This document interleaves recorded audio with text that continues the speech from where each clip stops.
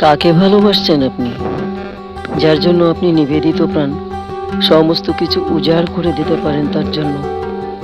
বাসে তো সে আপনাকে মন থেকে ভালো? উত্তরটা হয়তো আপনার নিজেরও জানা নেই। এক কাজ করুন, আপনি একবার চেষ্টা করেই দেখুন। যদি কিছু জানতে পারেন, কিভাবে জানবেন?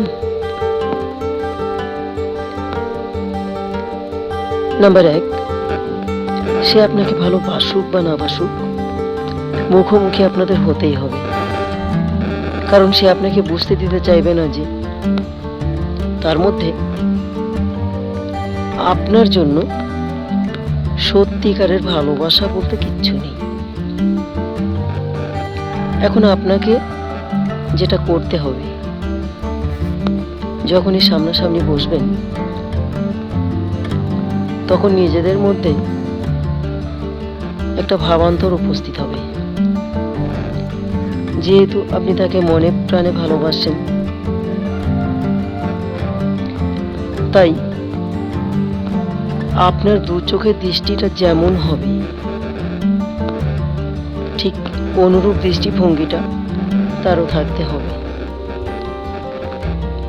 মানে আপনি যেমন ভাবে চাইবেন তার দিকে, আপনি যেমন ভাবে কথা বলবেন তার সঙ্গে, তার চাহনিটা, তার কথা বলার ভঙ্গিটা ঠিক একই রকম হতে হবে। আপনি বুঝে নিতে চেষ্টা করুন তার চোখ দুটো স্থির কিনা, মানে তার চাহনিটা স্থির হয়ে আছে কিনা। যদি সত্যি সে আপনাকে অন্তর থেকে ভালোবাসে, তাহলে তার চাউনিটা হবে স্থির কোনো জলরাশির মতো। আপনি হয়তো দেখে থাকবেন, যখন বাতাস তার অস্তিত্ব জানান দেয় না, তখন জলরাশি একেবারে স্থির হয়ে থাকে, সেখানে কোনো রকম কোনো রেখাপাত করে না। ঠিক তেমনই নাম্বার 2, যখন কথা বলবেন তখন আপনি দেখবেন যে আপনার কথাগুলো কেঁপে কেঁপে যাচ্ছে। মানে যেহেতু আপনি অন্তর থেকে ভালোবাসেন, তাই আপনার মধ্যে একটা চঞ্চলতা আসবে, সাথে আসবে একটু লাজুকতাও। প্রত্যেকটা কথার সাথে আপনার মধ্যে একটা শিহরণ উঠবে। আপনি নিজেকে রোমাঞ্চিত মনে করবেন। এখন আপনি যদি দেখতে পান আপনার সামনে উপস্থিত কেউ কোনোভাবেই ভাবান্তরে যাওয়ার চেষ্টা করছে না, তার কথাগুলো যন্ত্রের মতো শোনাচ্ছে, চোখের চাহনিতে কোনো শীতলতা নেই, ঠোঁট দুটো সেভাবে নড়ছে না, মুখের অবয়বটা পরিবর্তিত হচ্ছে না, এখন একটুখানি ভেবে নিন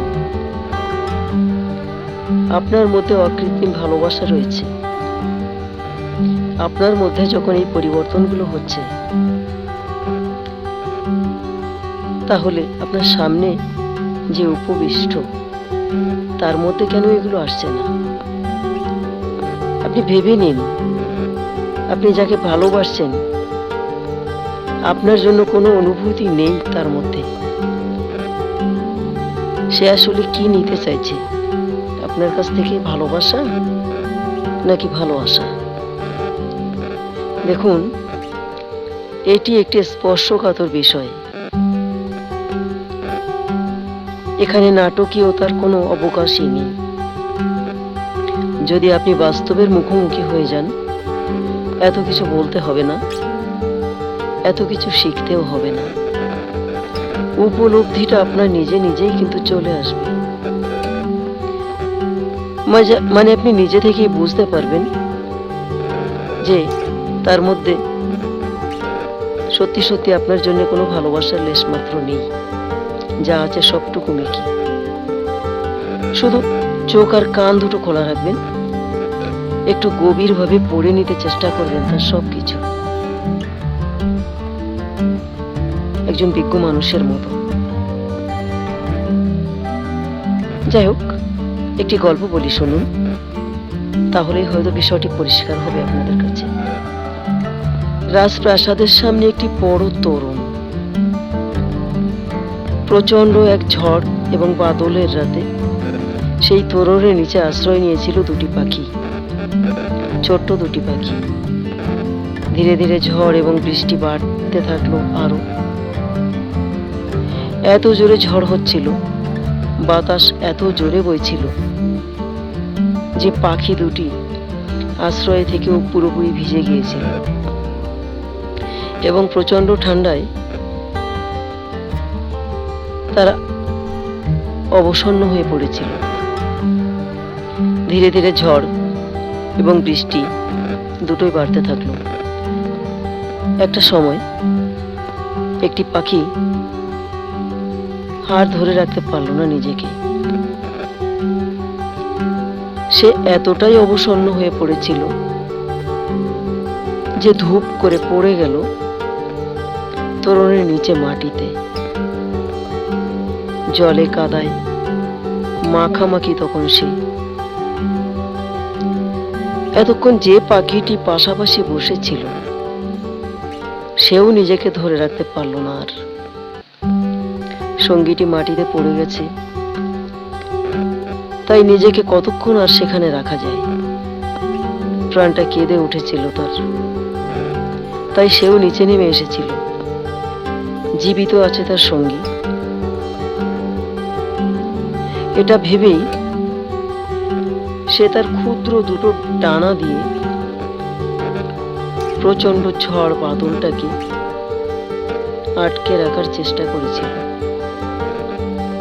হায় রে ভালোবাসা!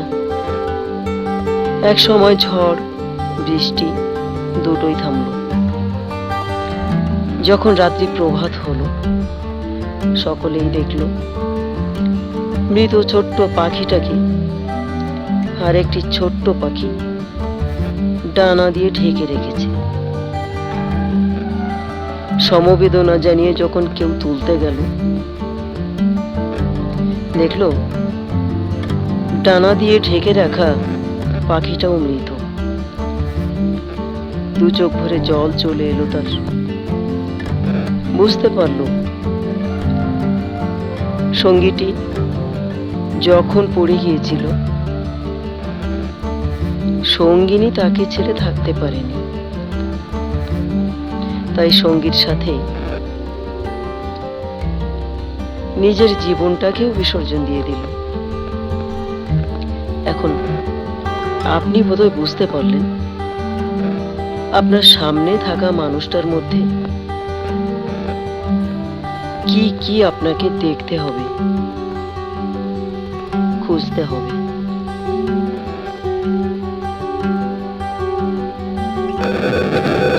যদি এমনটা হয় তাহলে ছেড়ে দিন আপনি সেই ভালোবাসার জনকে। আপনি কখনো তাকে ভালোবাসতে যাবেন না, কারণ আপনি যখন তাকে উজাড় করে দিতে চাইছেন সমস্ত কিছু, নিঃস্ব রিক্ত হয়ে যেতে চাইছেন তাকে ভালোবেসে, তখন সে নিজেরটা গুছিয়ে নেওয়ার জন্যই ব্যস্ত।